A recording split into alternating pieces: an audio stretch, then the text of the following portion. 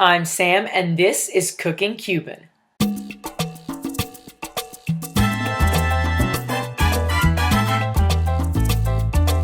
Hey guys, welcome back. Today we are making lechón, specifically paleta de puerco, and you're gonna need a Dutch oven for this. Remember to click that link in the upper right for all the tools you need for cooking Cuban. There are the ingredients, and the very first step is you are going to slash holes in your pork shoulder. Un día antes para que el mojo penetre.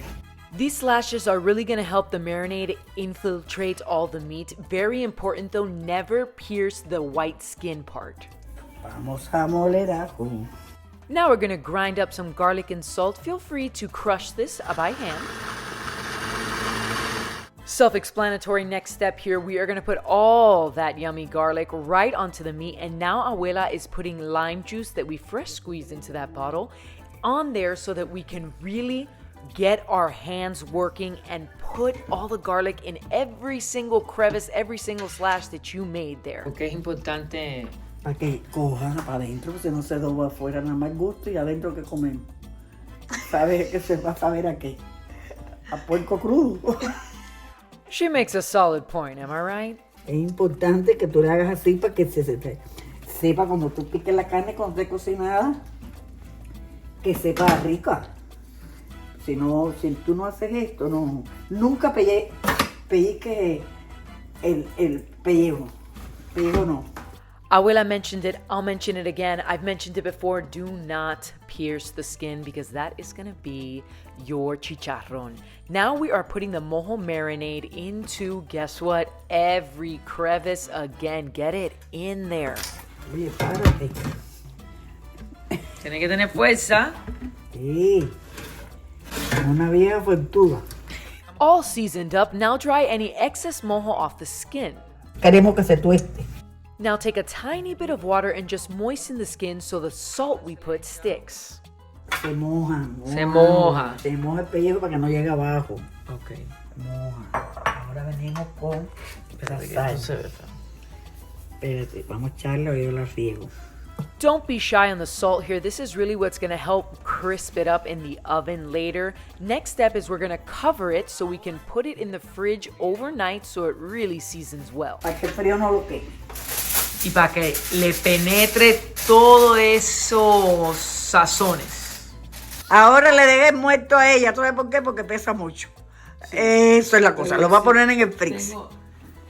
En el frío. En el frío. Hasta para mañana. Cuando cocinamos. Mira. Mira qué bien quedó. Mira. Y ahora cerramos. Y mañana comemos. Hasta mañana. Hasta mañana. ¡Pum! It's the next day and Abuela reveals our final ingredient, bacon, which is what we are going to need. It has been seasoning here, this pork, for about 24 hours. So we are ready to chop this bacon. And guess what we're going to do with it? Stick it in the slashes. That's right. Get your hands dirty again. This is going to make all the difference. Y esto es bueno para mantener.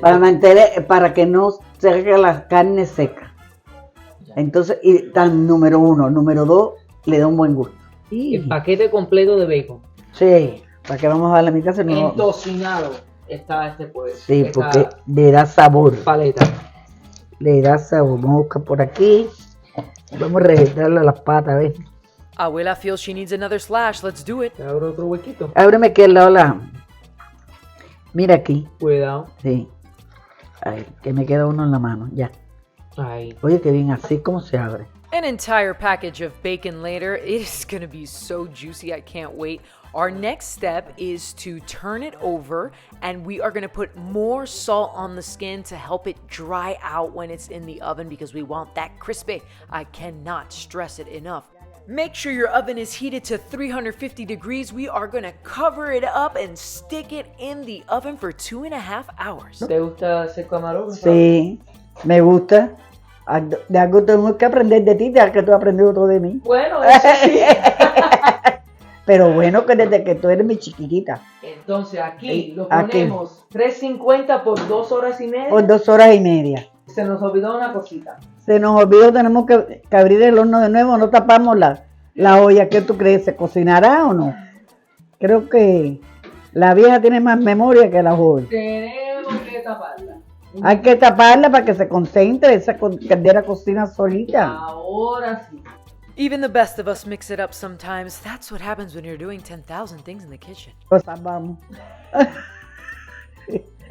Ya. Bye.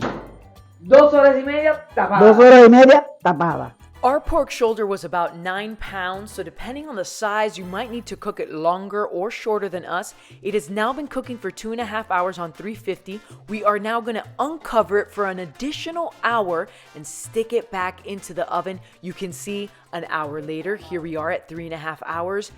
The meat is now cooked and the skin has crisped, but Abuela's trick to make it super crispy, she's gonna slice that sucker right off and we are gonna put it on a tray on its own. So while we carve the meat, it is going to crisp up. Here it is on its tray and here it is in the oven. Put it on broil 15 to 20 minutes. Watch it though. Carving your meat, it should just fall off the bone like this. Absolutely succulent. Now, when your chicharron sounds and looks like this, it's ready.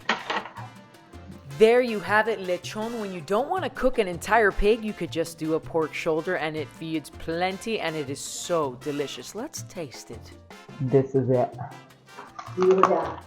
Oh, the best part. I mean, you hear that. You hear it. You could see this shreddedness. This is what you want. You can taste the bacon shining through and just the taste of the pork. Soft, succulent, delicious. Next time on Cooking Cuban, Abuela and I show you how to take leftover lechon and make pan con lechon estilo cubano. I cannot wait for it on June 27th. Now dime, Abuela. Bueno, estoy escogiendo la mercancía, a ver qué me gusta. Pero cerveza no. Bueno, ¿por qué no? Aquí cualquiera, una contentura cocinando. No Respeta a tu abuela, yo voy a pagar.